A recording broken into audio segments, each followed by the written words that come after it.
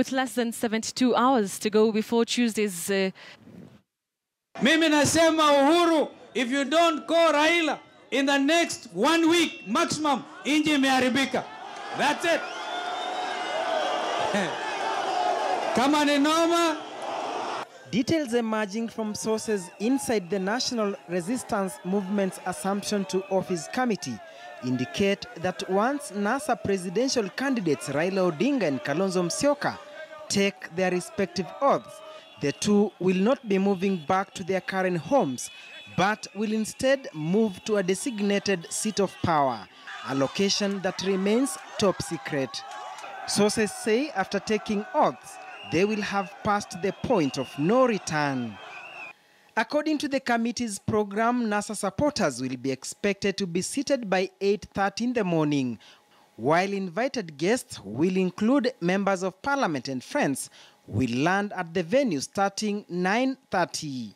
The program states President and Deputy President-elect will arrive at 10 a.m., followed by administration of oath and conferment of instruments of power by a qualified and patriotic Kenyan judge.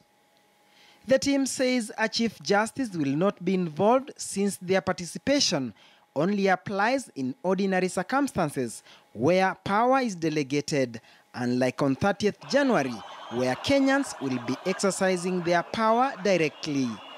At 11 a.m., presidential address and presidential proclamations will follow. Among them, if there is any form of dialogue to be done, then it will be done after the 30th of January, so that the dialogue will be between two presidents, the Jubilee President and the President of the Republic of Kenya.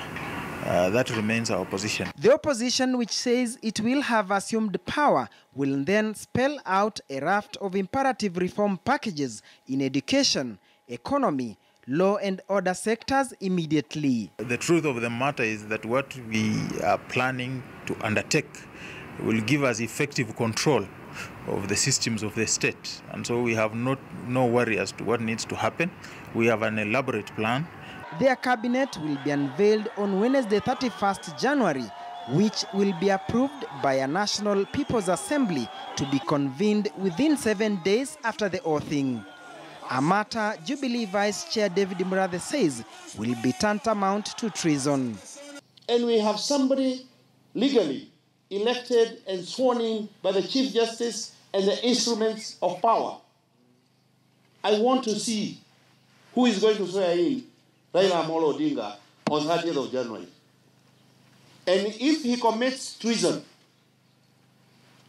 the punishment of treason is death by hanging. We said we are ready to pay the ultimate price. So Jubilee can go to hell with their threats about treason. And if you think your opponent is breaching the law, why does it concern them?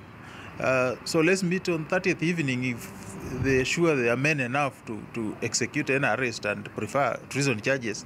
We will be waiting for them. Na wasicheze na Uhuru safari hii. Tutawafunga. Na hiyo msidanganywe na mtu. Mtu ajaribu kukeuka katiba.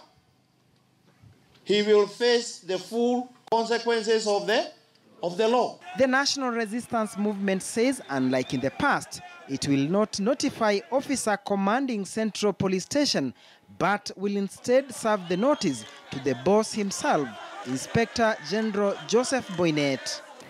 After two false starts on 28th November and 12th December 2017, the National Resistance Movement has again set Tuesday, January 30th as the day Raila Odinga and Kalonzo Musyoka will be sworn in, and they claim they will be demanding loyalty from the forces. What exactly will that mean? Duncan Khaemba, KTN News.